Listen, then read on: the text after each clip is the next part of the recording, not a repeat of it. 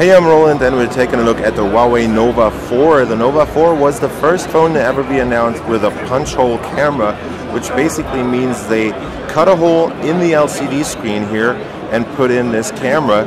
So they're moving away from the notch that used to be in the middle of the screen, and they're putting in a hole which basically just cuts out through the LCD panel. This is not an OLED panel. They cut a hole in the LCD panel and the backlighting to put in this 25 megapixel camera. The screen still has touch response up there, so if I move up here and swipe down, it will still allow touch response, and the camera is also covered by the display's covered glass.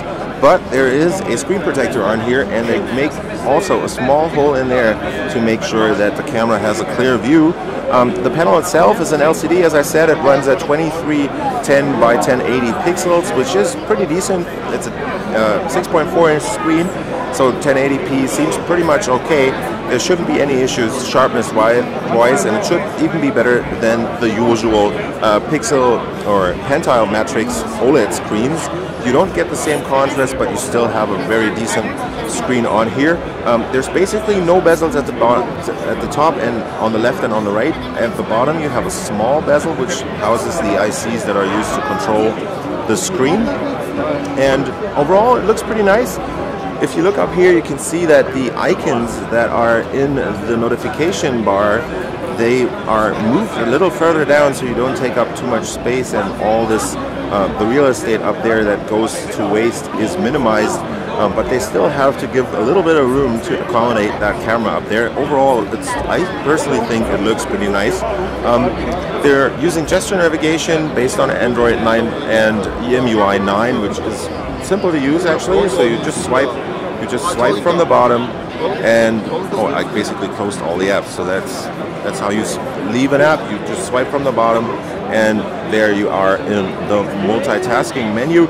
If you go into the browser, you'll also be able to use swiping gestures to go back and forth. And overall, it's a pretty nice concept. It has to be worked on because convenience is still a little bit low, but you can always turn on the standard Android buttons, the on-screen buttons that you've been used to for many years now. This device runs the Kirin 970, which is last year's flagship SoC from Huawei that's been in the P20 and the Mate 10 series, for example. Quite decent performance. Those 8 cores are definitely doing a good job of keeping this device fun and snappy overall. There's 8 gigabytes of RAM in here, so if I go into the settings, go to System, go to About Phone, you will see that we not only have the Android 9 on here, but down here you can also see that it's running the 970 plus 8 gigs of RAM and 128 gigabytes of flash storage. The whole thing is housed in a metal casing. Up here is one thing that's pretty interesting, is because they want to keep screen real estate at a maximum, they basically have to move components out of the way that used to be in the notch. So because they have the punch hole camera, they've taken care of the camera. But what they're doing is basically they're putting the proximity sensor up here. So this isn't an IR blaster, but it's actually a sensor that's at a 45-degree angle.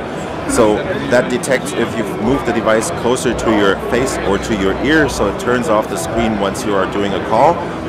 Up here is also the earpiece, plus the small LED in there is your notification LED. There's also your 3.5mm headset jack up here, and over here is the second microphone. You get the typical setup with the buttons on the side here. They're a bit wobbly on this device. Could be a quality issue, but overall I think it should be just fine for typical use. Let me just close all these apps and let's move over to the back, because the back is equally interesting. Not only do you get this Aurora design or Twilight or whatever you want to call it that used to be, or that was introduced on the P20 series and was a huge success for Huawei, and now everybody's doing it, but they started it and it's still looking pretty stunning on the Nova 4 in this case.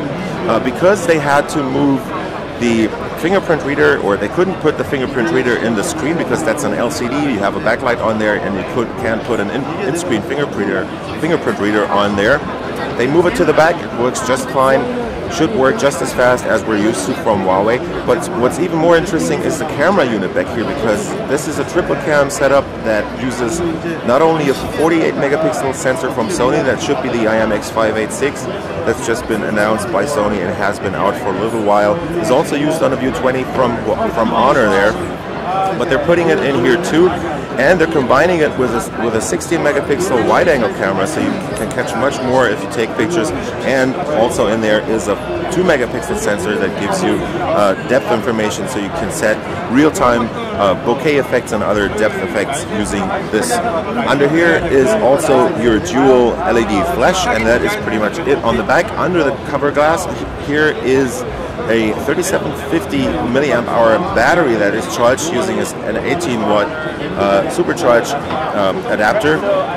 Pretty fast charging, not as fast as the new supercharge that has 40 watts, but this should pretty much work out fine for most people, giving you lots of runtime considering the big battery. Down here at the bottom you get the second speaker, or the main speaker, and over here are the cutouts that tell you that this actually is using a metal frame. Over there is your speech mic, and on the left side here is the SIM tray, which maybe also houses an SD card, but I'd have to look that up in the spec sheet, which I don't have on hand right now. Just trust me, it's a pretty decent device, and I can only hope that it's coming out outside of China sometime soon, maybe even in Europe. Pricing would probably be around 400, 450, maybe even 500 euros, depending on the configuration. They'll probably go down on the RAM a little, because that's what Huawei does to make these devices a bit more pricely or attractive, considering the prices that are common in Europe.